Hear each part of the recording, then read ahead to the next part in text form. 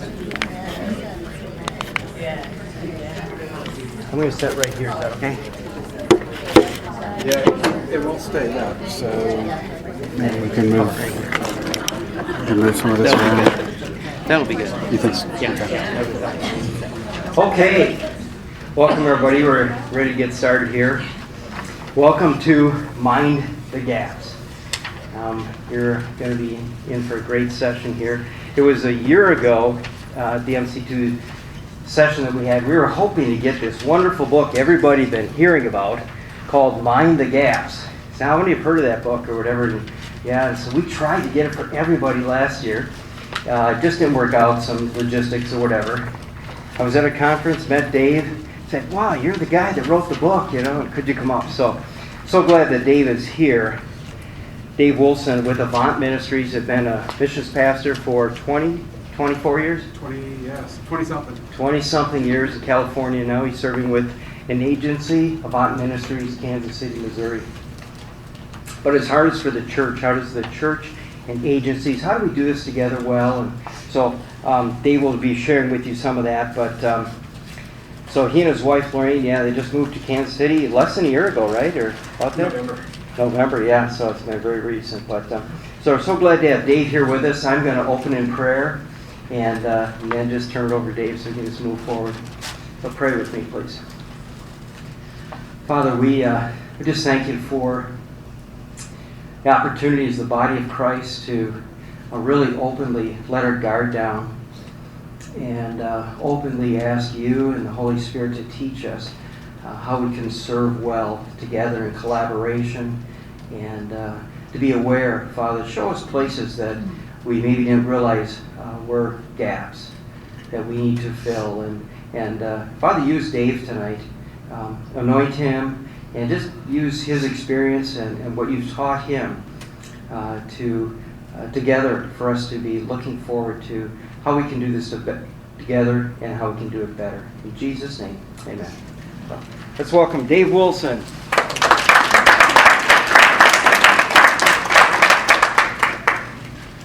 So I've been missions pastor it's got to be 24 years. In different churches, Baptist church, Evangelical Free Church. Actually, funny thing about the Evangelical Free Church, anybody from EV Free? I always wondered, going into it, is it the same as like caffeine free, sugar free? I don't know. But I really enjoyed my time as a missions pastor serving in a church. And so my whole time serving in a church, I was pointing the church to the missions, and that's an uphill struggle most of the time. Usually it's budgets and there's always some kind of constraint around the corner. There's a children's ministry thing that gets taken hostage, and I'll tell you one of that thing that irks me the most, and sitting in a church and hearing a pastor say, "Well, we're all missionaries, right?" Yes. And there's something about that just it irks me, because if we were all missionaries, then we would all be selling all of our belongings and learning another language, and then we would be leaving our family and our parents and our loved ones behind, and we would all be going someplace, living in a culture that we've never experienced before, and we would be doing fundraising, and fundraising is just this, it's this painful, terrible, torturous thing. That those of you who have done fundraising, it can be joyous, but it can also be quite heart-wrenching. And, if we're all missionaries, then we would be living like that. But we're not all called to be missionaries, but we're all called to be a part of God's great mission into the world. And having a global mindset has always been my thing. So with being in a church, I was always pointing the church to be missions.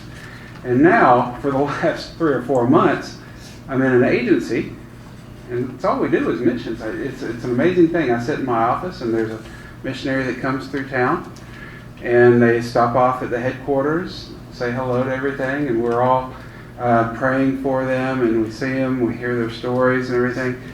And now it's my opportunity to take missionaries as they're coming into town and say, okay, What is your church doing? What is it that your church is doing right? How are they supporting you? Are they just sending a check? Are you just a picture on a wall in their foyer? Do you get this every once in a while, a prayer? Can we pray for you about something? I mean, is it just that simple, or is there more? And there's a lot of churches who are doing some significant things in the lives of missionaries. But there's also these other churches that are just sending a check. And they just have maybe an outdated picture. Maybe it's 10 years old. It was 10 years ago that you took that picture. And when you come back into town, they don't recognize you. Who are you? Oh, who's that stranger that just came through and they had their kids in tow and they look vaguely familiar. So when I was a missions pastor at a church in California, we started thinking through some of these things of how can we be more intentional about our care for missionaries? How can we be proactive in looking at their needs and maybe even forecasting, okay, most missionaries go through this storming stage and this forming stage and this norming stage and this performing stage of their missionary experience. And how can we kind of look at those time frames in their lives and meet their needs as they come up? So I am married. We never had kids. We always thought that we were going to be called to the mission field. We haven't been called yet. We're still waiting for that call. And my wife and I we're separated now. I hate to tell you we're separated. She's in California trying to sell our house so that she can move to Kansas City. But we're doing well. We're doing okay, marriage-wise. But it's a funny place to be moving from California to Kansas City. I had to buy a coat the other day, and it's been kind of a neat journey for us. But I want to share with you a little bit about what I learned in our church in California, caring for missionaries in a proactive and intentional way. So this book came about as we were going to a missionary care conference. It happens every 3 years. It was in Chiang Mai, Thailand in 2012. And we're sitting around and we're the only church. There's 1,000 people at this conference. We're the only church representatives at this conference. And there's all these people from mission agencies and they're all doing missionary care. We're like, why are we the only church here? And then 3 years later, we went to Antalya, Turkey, and we looked around and we're the only church here. Maybe there's another church around. No, we didn't see it. And we started looking through books and curriculum. Kelly O'Donnell was one of the guys that really inspired us, and Larry Gardner, and a lot of these people who do missionary care, member care in their agencies. And we started noticing that every once in a while there'd be a little section, just a small segment in a book or a conference and all about what the church can do. And sometimes it's like what Perry Bradford was just saying. Sometimes it's sending a card on the birthday, or sending a gift or something in the mail, or something, some tangible thing. Some churches would have mission houses, so missionaries would come to town and they would have a car to loan and those kind of things. So we started noticing that there's some churches that are stepping up, but we thought, okay, what if we wrote a book? What if we put our minds together? What if we developed a strategy for a church, any church, and we started thinking through, okay, it's a large church like Bethlehem Baptist, could they use a strategy? Can they use proactive? Could they use intentional? And then also a little church of 70 in Scurry, Texas. And, can that church be intentional and proactive and care for their missionaries too? So a 70-person church or 1,000, 10,000 member church, all in between, how can we do something that all these churches could just read, think through, and then take principles, not a model, not a method, but principles from what we wrote, and then we put it into a book. And so that's how Mind the Gaps was started. I don't want this to be a sales pitch for the book, But I do want to go through what we come up with as a strategy, as principles, and that's what I'll kind of go through right now, is just kind of help you understand what we did, and then hopefully, possibly, you can employ it in your church as well. So first off is, what is Mind the Gaps? It's church-based missionary care. Now you might hear the word member care. Usually agencies use member care, but what do you think it would be like if we talked about church-based member care in a church? You know, members of the church being cared for, and it just gets all lost and muddy and everything. That's why we actually use the word missionary, but just it's the same. We use it synonymously, member care, missionary care. So it's church-based missionary care. It's intentional. We want to make it proactive, not reactive. Most churches operate in a reactive model, but we wanted to make it proactive. Let me give you an example.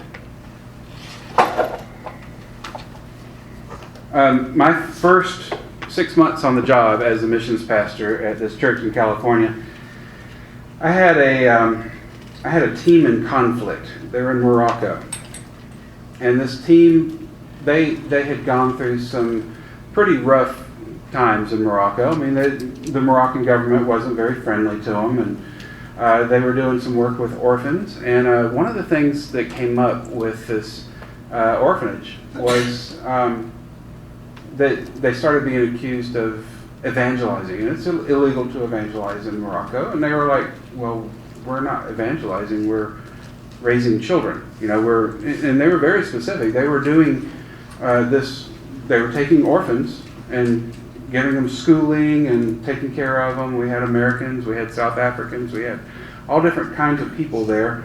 And they were helping these folks, helping these children just being raised.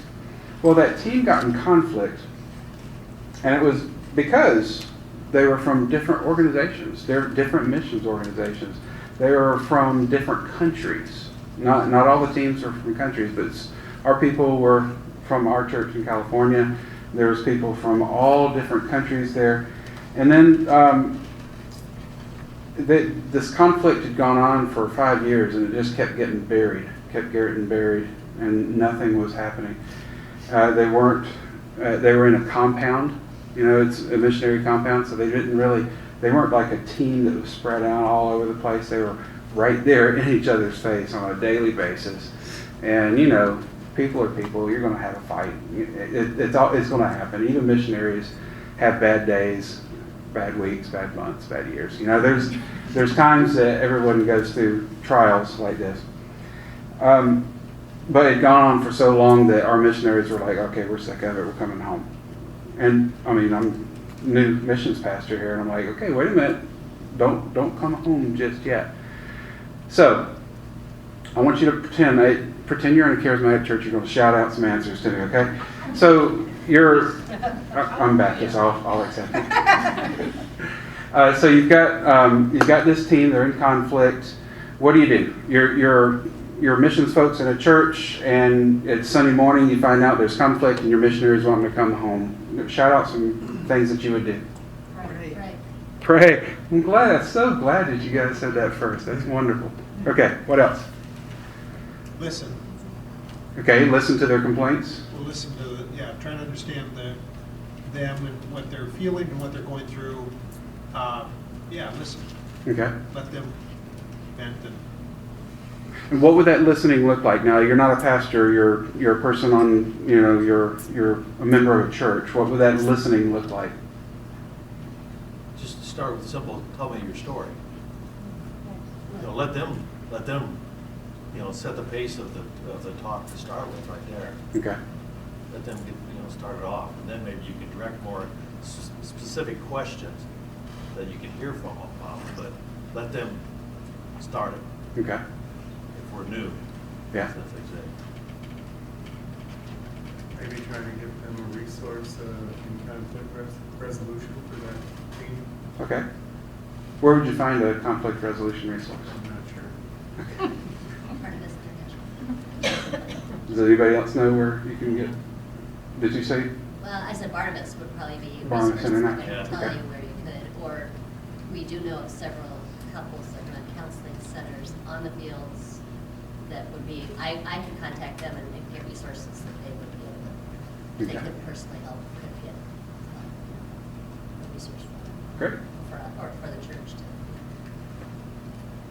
Okay. Work with their agency? Contact their agency. Good.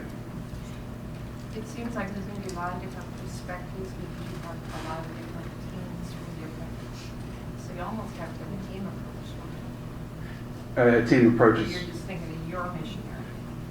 as far as your church goes. Well, for the mission field, with all the different representations you have. Right. Yeah, and that's where the conflict resolution person would come in. It would need to be, so we contact the mission agency, but that mission agency may not be the best source for the conflict resolution because they represent one side of the story. So a group like Barnabas, it's not side is good. Okay. What else?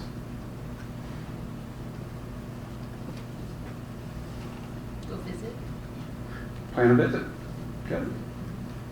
I mean, you've invested an awful lot of money in this family. I mean, over 5 years, you've been paying a lot of stuff. What's another couple $1,000s for a plane ticket to go and visit? That's good. Okay, I'm one guy. I'm a missions pastor. It's my responsibility to do all this, right? See, I'm one guy, and I didn't think through all these things that you guys just talked through. So that's why it's important for you to have a team of missionary care people who really care about missionaries, so that you can bounce ideas.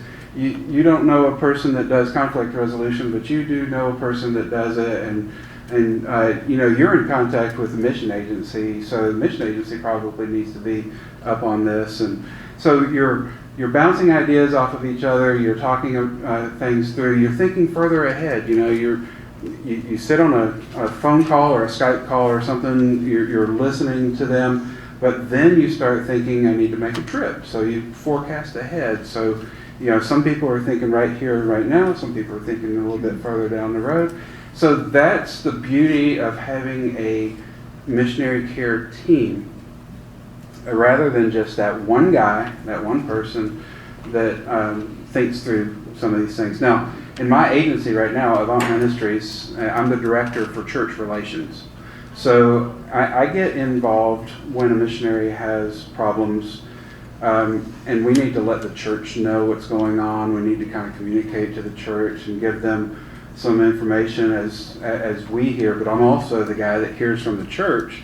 Here's what's happening with our missionaries. Here's some things that we need to think through. But there's a member care specialist in my agency. She's got a PhD in psychology. She's really good, but still, she's one person, and that one person doesn't have the perspective of a group. So it's very important for that group think, and group think is sometimes a bad thing, but when a group thinks together through solutions, then it's a good thing. And we just did that all within a matter of 5 minutes here. Whereas it would take me weeks and hours, weeks and days to kind of come up and come up with solutions. So thanks for helping me prove that this method works. The next is non-evaluative. There's got to be a separation. Now, here's why I said there's got to be a group of people who are missionary care people, not the missions committee, and not the pastoral staff. And the reason why is this non-evaluative. See, some of these missionaries, they don't want to tell you they're dirt. I got a couple other stories here I could tell you about, guys, looking at porn and, having inappropriate relationships with a lady. And, there's other things that happen that they're not going to open up to the people that can hold the purse string, right? The people that can take them off the field, the people that can withdraw support. Some things can be solved. Some things that are significant in their lives, they think that they're going to get pulled. Whereas if you have a group of caring, non-evaluative people that can stand by them, listen to them, and not be the ones that are the threat. As a missions pastor, I was the one that was a threat. I was a dangerous person to, you want to come and tell me how many people you got saved, right? You want to tell me the good stories, the stories of success on the mission field. But I knew right away that my role was not a safe role.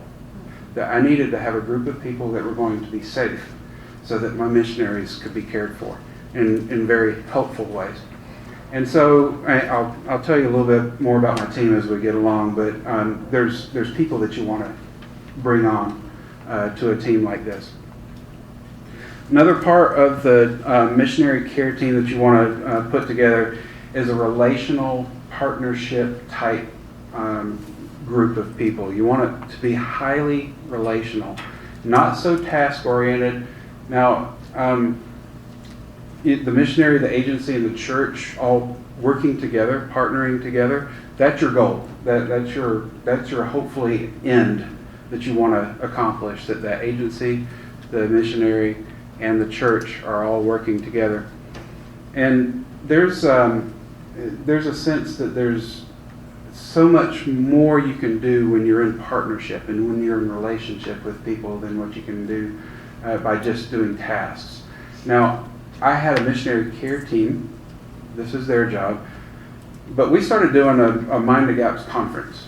We put together a conference at my church, and we invited other churches to come and learn how to do the Mind the Gaps method, the principles and all. And I recruited an entirely different group of people that ran the conference, that ran the show. They didn't do any of the logistics. This group didn't do any of the logistics. I had them teaching. I had them training and all that. They travel over the country. They'll even come to your church if you like. There's some people that I've got that I can send, and they'll do a weekend seminar for you guys to teach you how to do this. So I've got that resource available for you.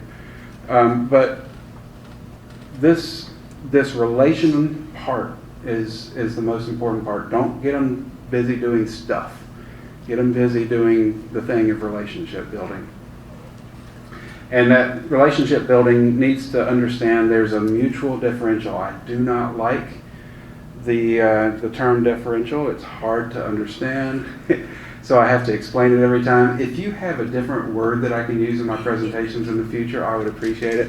But mutually deferential means that you're submissive to each other, meaning the agency's not the head, the church is not the head, the missionary is not the head. You're mutually submitting to each other. You have courteous respect for each other's roles. You know the roles that each other plays. And no one is superior than the other. So this mutually deferential means all of those things in this wonderful relationship that you're building between the church, the agency, and the missionary. Everyone has a role to play. Everyone knows and understands the role, and everybody respects the role. And here's just the price of admission for you. The three letters MOU. Anybody know what MOU is? Memorandum of Understanding is one. Memorandum of Understanding.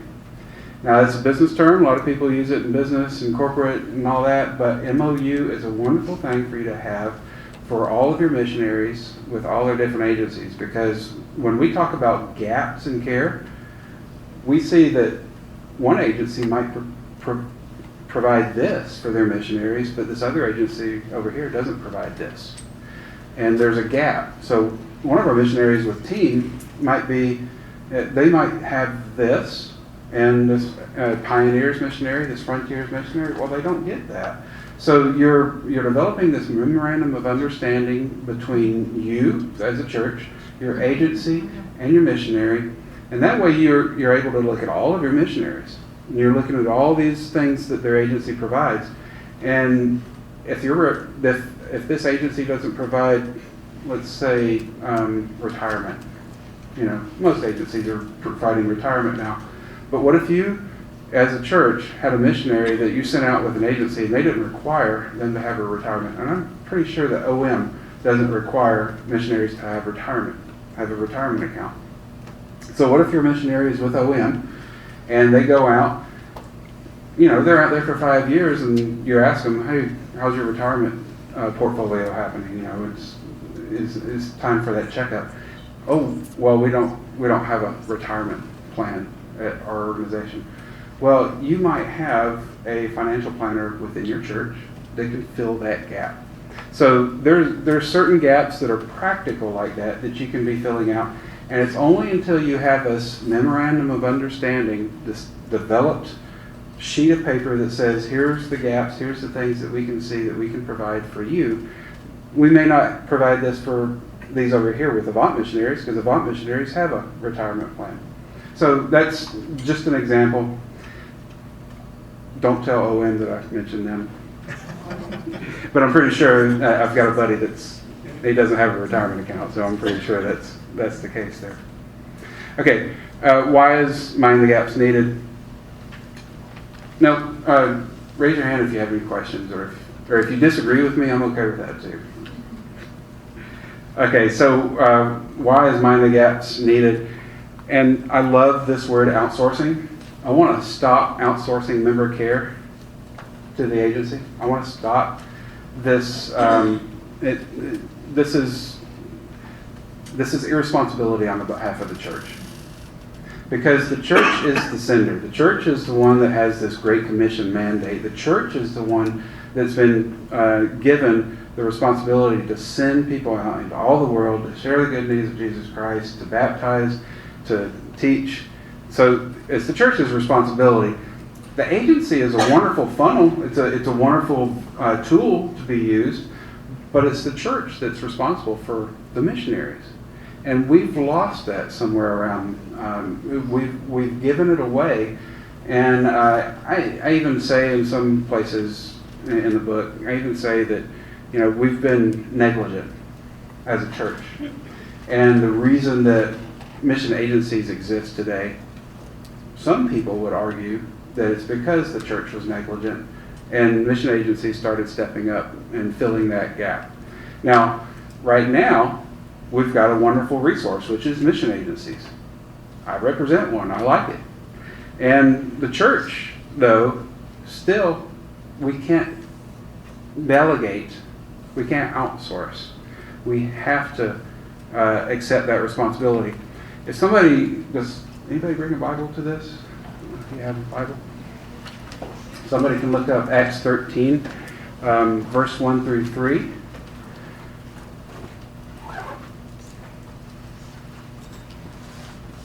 Acts 13, 1 through 3, and if you get there first, you're the Bible drill winner.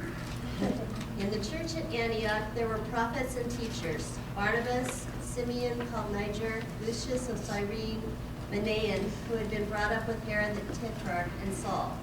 While they were worshiping the Lord and fasting, the Holy Spirit said, "Set apart for me Barnabas and Saul for the work to which I have called them." So after they had fasted and prayed, they placed their hands on them and sent them off. So this is where the Holy Spirit spoke to the church leaders that were fasting and praying. The Holy Spirit spoke to the church and called Barnabas and Paul out of the church to go to the Gentiles. This is the calling that God has through the church to go into all the world. And I always like that passage. Now, Perry just mentioned that a missionary it's necessary for a missionary to have that sense of call. There's a remap study that just happened not too long ago, and they said, okay, when times get tough, because they will, it's not if things get tough, but it's when things get tough. So when things get tough on the field, the number one reason why missionaries endure, why they're resilient, why they stay on the field, the number one reason why missionaries stay on the field is they have an extraordinarily strong sense of call. They have that call that's so implanted into their being that they can withstand anything. And they'll even charge hell with squirt guns. It's like they have this strong sense of call that they're going to do what God called them to do. So when they have this call, and the church experiences this call, then they are working in strong relationship with each other. The church and the missionary are working in strong relationship with each other. And actually, Ralph Winter, I love quoting Ralph Winter. He has so many quotable quotes. It's like Forrest Gump of missionaries. But says, our efforts today in any part of the world will be most effective only if both of these two structures, the church and the agency, are fully and properly involved and supportive of each other. He calls that the modality and the sodality, the church and the agency, that dual relationship. So when they're properly involved and they're properly supportive of each other, that's when they're most effective. And so we've got this wonderful gift right now. We're sitting at a precipice, at a watershed event. We've got this place that we're going in the world. And the world is waiting for that Savior to appear. 81% of people in this world don't know a single believer, a single Christian. We've got the structures in place. We've got people who are being called. We've got churches who are stepping up, and we just need to be supportive of each other and involved with each other. And that's why we're moving forward with Mind the Gaps. To be resilient in hard places, there's three things that you need to focus on with your missionaries. And this is how we kind of structure our meetings. When missionaries would come into town, we'd ask them, okay, how are you doing personally? How are you doing within your team, relationally, and with the people that you're ministering to? And how are you doing in relation to God? That vertical, that horizontal, all those relationships. How are you doing? How are you being resilient in hard places, personally, relationally, and spiritually? Now, you can throw in emotionally, and you can throw in all those things, but these three areas, this is kind of how we focus on our debriefing. This is how we focus on sending them out. We would help them to design a soul care plan. A soul care is very specific, so caring for their own soul. So how to be resilient in hard places takes effect of those three different areas. So when you talk to your missionaries, in the back of your mind, just have these three things in mind and how you're dealing with them. Have you ever? I don't know if it's just me, but when missionaries come home and I meet them right quick, I'm at a loss. I don't know what to ask them, because I know I don't want to ask them, okay, how many people did you save? And I know I don't want to say, so hey, how are you and your wife doing? If we're just out on the plaza, or we're in the foyer and we just see them and we know that we've got to go teach this or do something right quick, and you see them, you want to talk to them right quick, but you can't get into a long conversation. This has helped me incredibly, because it puts in the back of my mind, personally, relationally, spiritually. How are you doing in those three areas? And then I can follow up with them later with a longer conversation. But at least these three areas keeps my mind active in the background. Okay, who should be minding the gaps? And I want to talk about how we built our team in California at our church, in Trinity Church. This team was originally designed around a marriage and family therapist. I just found a marriage and family therapist that loved missionaries. Every time the missionaries come to town, she would bring them to her house. She would entertain them. She would just love on them. And as a profession, she's a marriage and family therapist. And so she was one of those people that could get deep with you right quick. It was a scary place to be. If I wasn't, my wife wasn't very happy with me, I would like, hey, come over here. Don't talk to her right quick. Don't talk to her right now. But she was just a very caring, loving person, but she had this skill set as a therapist. So that's a good person to have on your missionary care team. Most churches that I know have a marriage and family therapist in the congregation, or at least your pastor knows someone that they refer people to. As a pastor in a church, in a smaller church, people would come into my office and I could sit and listen to them as a pastor, and I could empathize and I could sympathize with them. But sometimes when they started going down a dark path, it was way over my pay grade. So I was like, you know, to go talk to Jeff. He's qualified in this area. I need to pass him through. So every church has access to some form of marriage and family therapist, and that person may be willing to be on your team. Former missionaries, I like to recruit people out of my church who were either former missionaries, former pastors, had some kind of ministry service in their life, and usually retirees are looking for ways to contribute, to be able to say, you know, I've lived a long life and I've got lots to contribute. I've got experiences. I can tell you when things like this happen in my life. So former missionaries, pastors, and people who have done any kind of ministry type service. Parents of missionaries are great resources. However, don't allow the parent of missionary to be a part of those confidential conversations that you have about their child that's on the mission field. You got to keep some things confidential, and mom and dad may not need to hear about the things that's going on in the mission field for their kid, because of course they're perfect in every way. Missionary kids and future missionaries. This is a great way, and I really appreciate the way you guys recognized the students upstairs, and the fact that they're here and they're hearing about tough places. They're going to get a good eye-opening, I hope, because they need to be challenged that mission field isn't glamorous and glorious and all those kind of things. There's some hard times ahead, and so future missionaries, it'd be good for them to be on tough conversations, even the hard conversations. It's okay. Okay, any questions, anything? What if your missionary care team is also the missions committee and kind of represent the purse strings? How do you separate those? Can they be the same people? No, it has to be two different teams, and that's a hard thing sometimes in a small church.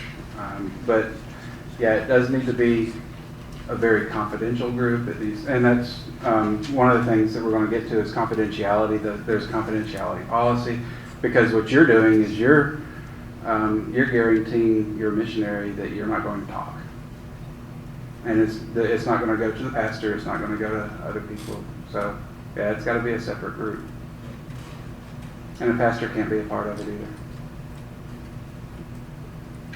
That's one of those hard things, I know that my missionaries are struggling with something, but I know I had good people that were listening to them. I had to trust that they're going to care for them in far better ways than I could have cared for them. So sometimes pastors kind of have a little bit of I can do it better than everybody else. I'll confess that. I went to seminary, and so you kind of have to convince a pastor sometimes to let go of some things, to allow someone else to take responsibility, and that's a hard thing. I have two questions. The first one, how do these two different teams work together then? They have to communicate. They care the same group of people. Yeah. But you say one group know more, but the other one mainly care for the amount of money, or could you explain this a little bit more? The only way that we could resolve that, because that was an issue that we had. I had one person from the missions committee. We call it the missions core team. One person from that missions committee that sat in on the missionary care team.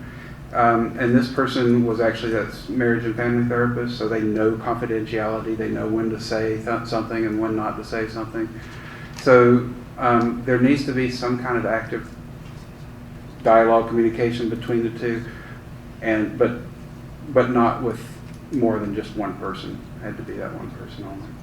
So the follow-up question, just the same question as that lady asked, is if the church is not that big, the mission committee is the group of people who care, then what should they do? They don't have purpose and they cannot form two different teams. What do you recommend then? Yeah, you've got to have a new group, you've got to groom a new group. It depends on how many missionaries you have. You know, if you have 3 missionaries, if it's a smaller church, you can only support 3 missionaries. Well, you probably only need like 3 or 4 people. I mean, that's the missions committee might be made up of 7 or 8 people, but the missionary care team could be only 3 or 4. So it does need to be separate, though. It's an important part of it. You might get to this later, but having been on the field, it's great that your home church in California, where my home church was at the time, cares for you, but when you're on the field going through something hard, you need Jesus with skin on to help you too. So how does that work?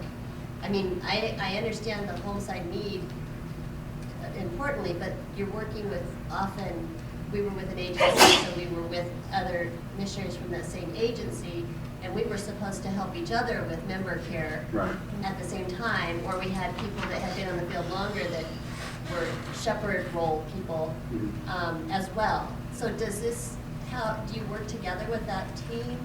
Or maybe you're going to get to it later. With the member care team of your agency? Yeah, of your agency, or just to help foster that care on the field within a team. Yeah. So they can day-to-day stuff. We tried to be in the flesh every 3 years.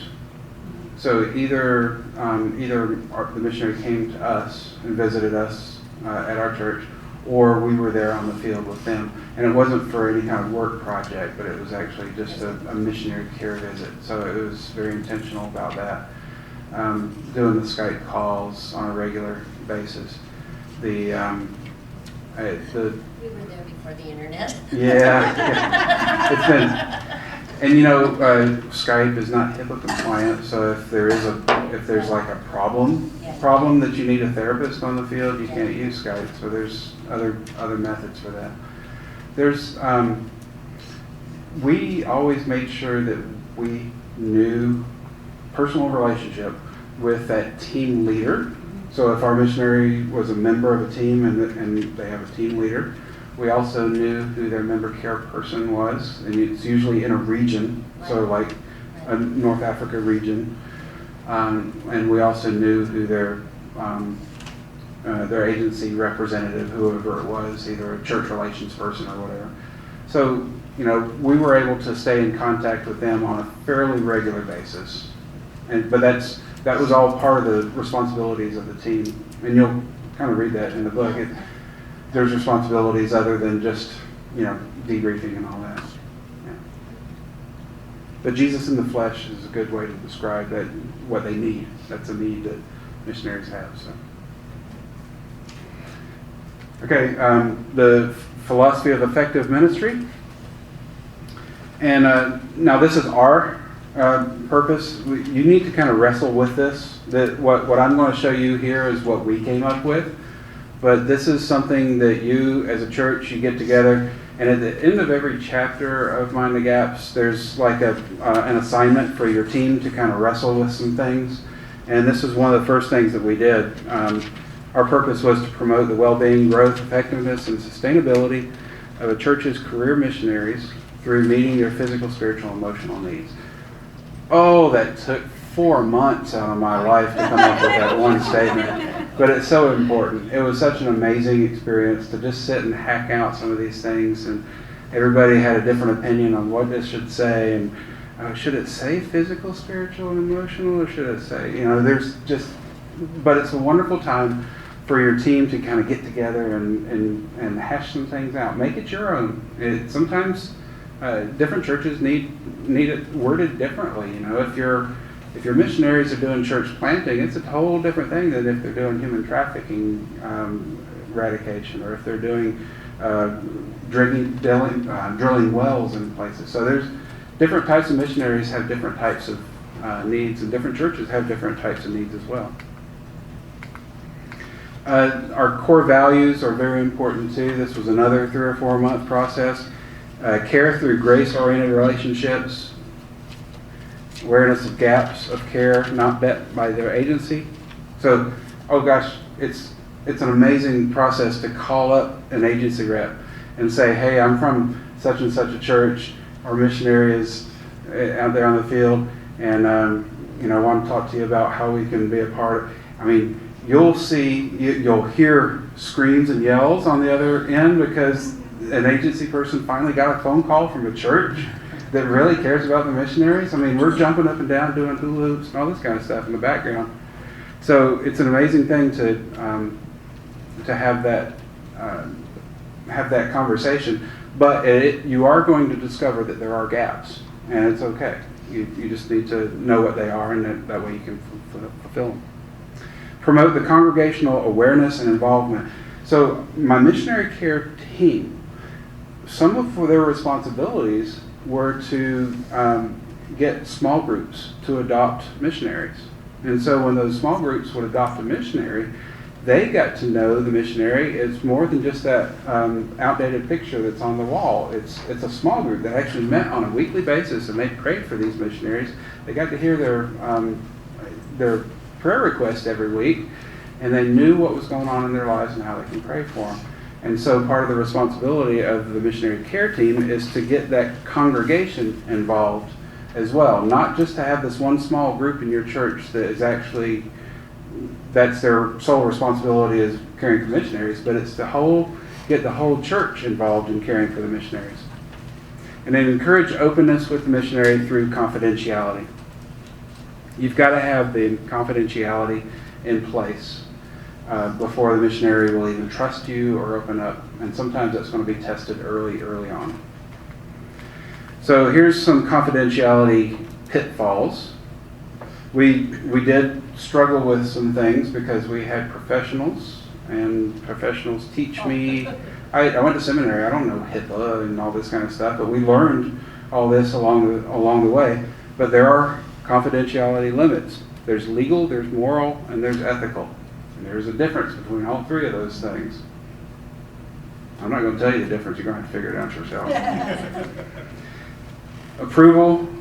You need to take this confidentiality and all the other the structure, the core values and all that. You need to get approval through your church leaders. Your pastor, number one, has to buy in. Your pastor has to be the guy that says, okay, I'm going to trust you to do this. You're going to have to sell him on it. You're going to have to make sure that it's a valuable thing, and you're going to take full responsibility, and you're going to follow through on it. And then your agency leaders, it's going to be a great conversation. I'm anticipating that you guys are going to have just this wonderful relationship with your agency leaders.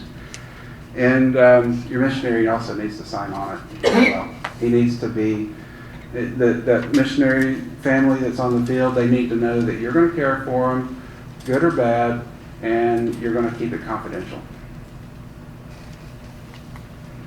And then the confidentiality policy here. This is one that we came up with. It's a good one, but don't just copy and paste. Live it for a little while. Experiment with it. Make it yours. Make it your church. And ours just says all communication with members of the missionary care team is confidential. We want you to be able to talk with us openly about your needs so that we may be of help. All those things are keys, important statements, things that are powerful in the lives of the missionary. Next part of this is difficult. The only times we will break this agreement, and then here it comes, are as follows. When a dangerous situation arises. You have to have that in there. If they're threatening to kill somebody, or if there's spouse abuse, elder abuse, child abuse, any of these things, you've got to step up. You've got to be that mandated reporter. You've got to mandate yourself to be the reporter, because you're talking about cross countries. But when a dangerous situation arises, and when we see your personal struggles significantly interfere with your work role. So these are two different levels of this limitation. So the one, when a dangerous situation arises, you've got to get on the phone right now. You've got to tell your missionary, I'm hanging up and I'm calling your agency. I'm going to call the authorities. I'm going to call whoever it is. You've got to hang up at that moment, and you've got to do it. You've got to follow through. But You don't have to do that with the second one. When we see the personal struggles interfere with your work, this is one of those you say, okay, I'm going to give you 2 days. And you're going to call your agency, you're going to call your team leader, you're going to call whoever it is, and you're going to have a conversation with them. And in 2 days, I'm going to call them back. I'm going to call your whoever that team leader is, just to make sure that you had a conversation with them. So you're not going to be the tattletale on this one, but you're going to be the one that just says, did they have a conversation with you? What was that like? So you're empowering them to make a difference. And this is going to be very, very helpful. So there's 2 different levels in this limits of confidentiality. And there's so many more. Actually, I'm not going to tell you everything that's in the book because we've got lots of definitions, so you'll read more about these different limits and all. But it's on our website. It's free. We provide these things for free on our website too. You don't have to buy the book. Everything's basically on our website. But these limits are very, very important in your relationship with your missionary. And I'm assuming those steps that you added in there, excuse me, I'm just so excited. But with those, you're going to call somebody because they're hurt, or the personal one. This, the team is doing, and it's kind of easy to do because you've already built a relationship with their agency, right? Oh, yeah. Or you built a relationship with them, and they're telling you these because they're kind of calling for help, right? I mean, this is where we're building, and it takes time. Sure. And that's an obvious statement, but Yeah. this is amazing. Okay, sorry, I'm excited. And it's so much more than just sending that birthday card. And I mean, there's so much more that we can do. And once you get into it, then you're going to start dreaming, and you're going to have all these other things that you can do. Hey, we could do this over here, and we just heard this church over here do this, and we just went to this conference over here, and they're doing this. So it just kind of builds, and there's a lot of momentum, there's a lot of energy, there's a lot of... And now, the excitement that you might have, just imagine what it's like if you're in Yemen, and you're in a tough place in the world, and the pressure gets hot, but you know you've got this church that really cares for you. They've been proactive, they've been intentional, and they're building something very significant for you.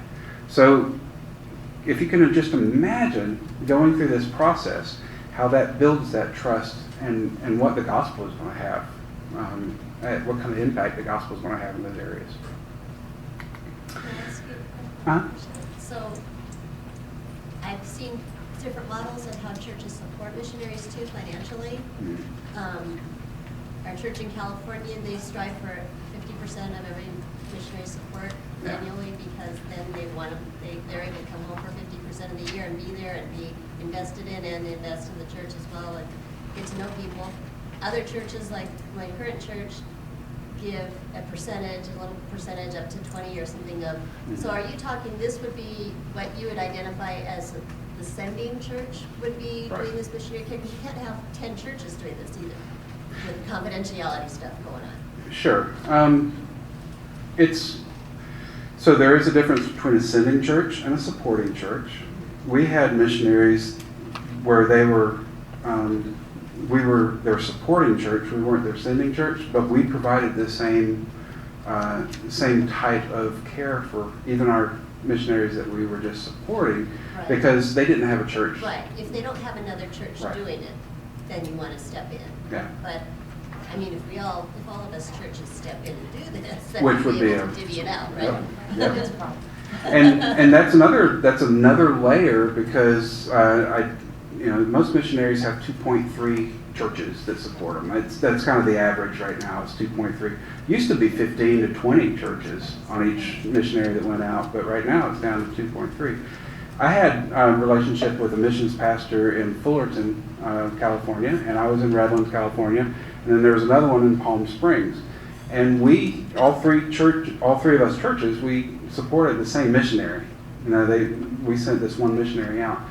And we got together at mission pastor conferences, and we would talk about it, and we would share, what's going on in their lives and all. I mean, that was kind of you kind of get to know the other churches that are in your missionaries' lives too. So that's an additional layer. And we don't give you any guidance on that, because we're saying that the church and the agency and the missionary but yeah, you can develop all these relationships with these other churches. And, I mean, that, and if you're all your churches are from Southern California, that works. yeah, At this point in my life, and when we go out, we'll have churches from multiple states. Yeah. So then you get that disjointedness of care. and some churches will care more than others, and some will just send you, yeah. But that's where this was, like our church, we've got many missionaries we support, we've got the posters, and then but we've just chose to partner with one, and I'm on the missions team, but we're excited because we're gonna go there every year, we're gonna send them letters. But we're not touching any of this stuff yet. You know, Yeah. this is what's exciting. I mean, because we're just starting to partner with this one, I think we can do that with these two missionary groups. I'm just excited. Yeah, that's good. It's a great piece. Yes, ma'am. Have you had experience using Stephen ministers or churches that have those kind of people trained in? Mhm. You kind of morph them over and be very helpful, I would think. Yeah, we had a Stevens ministry at our church in Okay. California, and it was that, you know, usually if there was something that was going on, we would be able to refer them to them. Okay. There's there's a lot of stuff, when you go to these conferences, you pick up that there's a lot of different ministries out there that it may not be a missions conference, you may be going to a church growth or a church planting conference, and you pick up, there's real good stuff. Stephen Ministry, and there's Celebrate Recovery, and there's all kind of different groups like that that can, we had spiritual formation from Biola, was a degree program out there, and so we had a lot of people that would call me and say, hey, do you have any missionaries we can, practice with? They wanted to practice some of their, the CSA, Cerny Smith assessments, and people would want to practice, and that actually became really good tools for our missionaries to, and it also became practice for those folks too. Well, we are out of time, and I do have a few things left on here, but for right now, I'll be available, and I'll be here for the rest of the conference. So if we want to grab lunch together, or talk, or just hang out in the hallways, and Are your books up on the table? they are up on the table. Yeah. What's your website? The website for Mind the Gaps is mindthegaps.org. Write it down. Yeah. Not minding the gaps. Yeah. It's mind the gap. Ooh, there you go, yeah. So I just have a couple of comments to close, but one, how many from the Twin Cities area, this region? You're fairly close, regional. And if you're not familiar, the Minnesota Renewal Center, who is one of the sponsors of this event, they're just a go-to place for churches, agencies, where they are the professionals that understand mission settings, and when it gets to certain levels, it's a great resource. So just want to make sure you knew that they were, they're right here in the Twin Cities. And then just another comment, breakout session 3, right at the very end, is another one that's, it would be a nice follow-up to consider about, I'm going to be working with a missions pastor from a Twin Cities church and talking about the sending triangle between an agency and a church and the missionary, how to do that together. And maybe not as technical as this, but at another level as well. There could be another follow-up if you've got several people and one person in your group can come to that as well. We've got a 6-page document. It's called Evaluating Life and Ministry, that every year you can have it just gives you the right questions to ask, or just general questions. How do we approach these areas in a missionary's life? This is just a resource tool. So that's breakout session number 3. But anyway, yeah, Dave's here. You're here all tomorrow, Yep. the whole thing. And so lunch tomorrow, break sessions, got the website, the book, and it's just been a real treat to have him here. Let's thank Dave for coming. And so we are officially dismissed, and now you can go to the book table or whatever. But if you want to talk to Dave more right now, he'll be hanging out here. So see you all tomorrow. Thank you, everybody. Thanks, Dave. Okay. All right, man. So I think, yeah, there it is. I was gonna keep grabbing that thing and I hit the off. Okay.